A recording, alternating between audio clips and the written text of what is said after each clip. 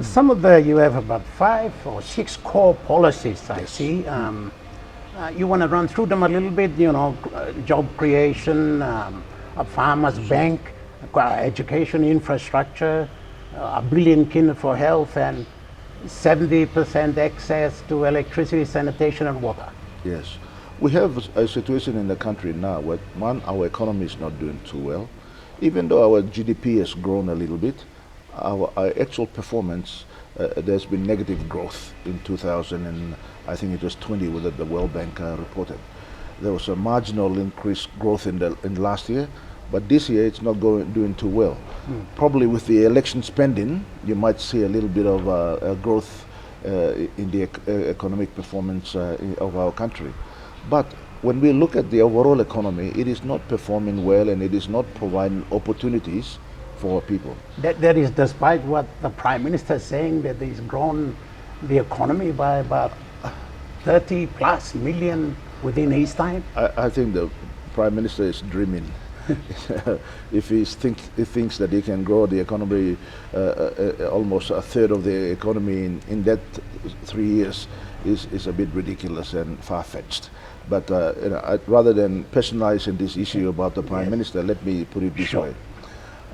It's all about our people, and our policies are people-focused.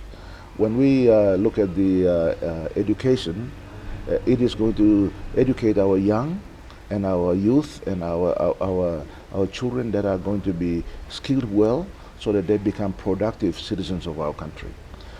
The jobs and the SME bank is designed so that it creates opportunities in businesses for our people who are marginalized in their own country, because the financial system is not geared towards. When you have big shareholders who are super funds and BSP, both international super funds and local super funds, and very big business who are owning shares in those companies like BSP and Kina Bank, their focus is profits. And you can't blame them for it, but their focus is profits. It's not about saving our people. So we are trying to create a former PNGBC style SME bank in the country that is going to make it easier for our people to borrow money, deposit money, withdraw money, all those transactions that we take it for granted in this commercial world today. Our people have no access to it. But one main thing is SMEs create jobs. SMEs create jobs. And we need to get the confidence of our business back by making sure that we don't change agreements so frequently. And almost I can safely say that there's been zero foreign direct investment in the country in the last 3 years. Okay. Almost dead. Yeah, all right. But these banks that you're talking about, sure. Are they people going to come into town to have access to that, or are banks going to the villages, to rural area, to LLGs? Like we did during the PNGBC times, we are going to firstly create every branch in every 89 districts in the country. 89 districts will have their own banks, so people like in Mbuti do not have to go to WeWork to do their banking. They must do it. Now we have the technology, we have the experience, we've got the software that can deliver those on-site, online, and it is possible. So I don't see why Papua New Guineans shouldn't have access to this. Yeah. So you're going to allocate $500 million kina? Yes, 500 million kina every year. I mean, you just imagine that Marape government allocated 200 million kina for SMEs. Where is it gone? You need to ask yourself, such wastage when the demand of our people, all they've done is line the pockets of their cronies and lending money to their cronies, and some of the candidates that today we know who are running after borrowing money from NDB. We'll come to the bottom of it after we form government, but let me say that this kind of head-hock style of policy that has got no vision and no plan to deliver to our people needs to stop. Okay. All right. Well, what about this?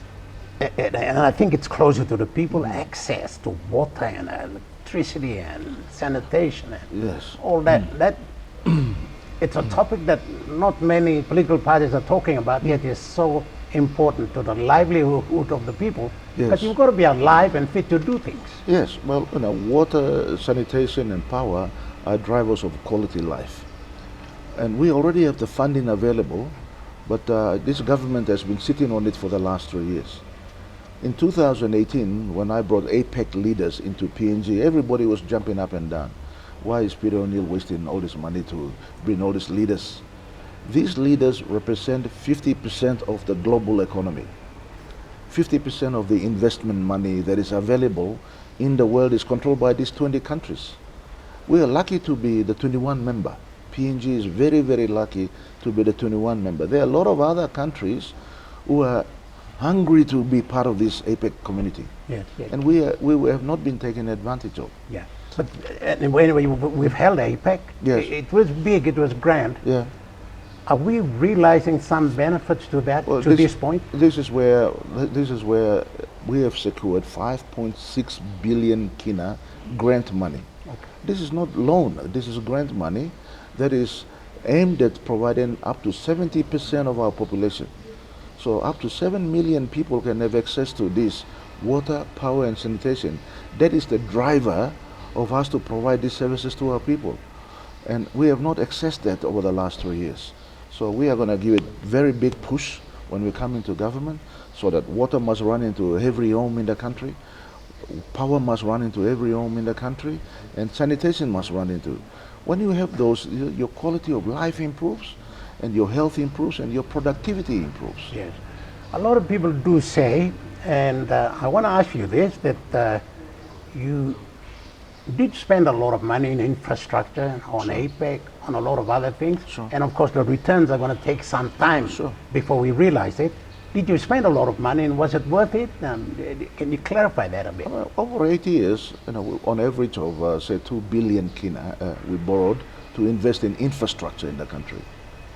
Now, when you go to places like Lae used to be a portal city. We have cemented the city. We have built a big international port. We are now, through with the Australian government's agreement on refugees, we are building the biggest hospital, rebuilding the Enga hospital there. We have started the 4-lane from the city all the way to the airport, so we can have access to people coming through. And then, of course, we've got the airport through ADB funding, a loan that we've got to build a new terminal and a new expansion. So that's just an example in Lae. Mm-hmm. We are doing that in Wewak. We are doing that in Mount Hagen. We are doing that in Vanimo. We are doing that in Manus. We are doing that in Oro province. We are doing it in Wewak. We are doing it across the country, in every province, every provincial town, the city that we are trying to rebuild so that these basic services are flowing. These are economic infrastructures. We are rebuilding the Highlands Highway, which is 80% complete now. And you can now drive on a very comfortable road from Mount Hagen to Lae. These are real things that are there before us. We're building hospitals, we're building schools. These are infrastructures that will save us for another 20 or 30 years. It is worth spending that. And not only that, it generates revenue because the businesses will start booming. We can deliver more services like health and education, productivity increases. So it's a whole range of issues that relate to the infrastructure that we build. So, I make no apology that I did that. But it's an option is we leave it as it is, and we run down roads and get frustrated and swear at the member and why is the member not doing this. We try to address that. This has been 40 years in the making, John. When you have 40 years of neglect and you're trying to do it in 7 years, of course people sit up and say, what's going on? And they accuse you of all kinds of things. I don't mind, being accused about things, but at least I get a thing done. Next on Your Vote Matters. Many of the SOEs are not functioning because they can see the head of the organization is a wrong person who's occupying that. This program has been sponsored by the People's National Congress.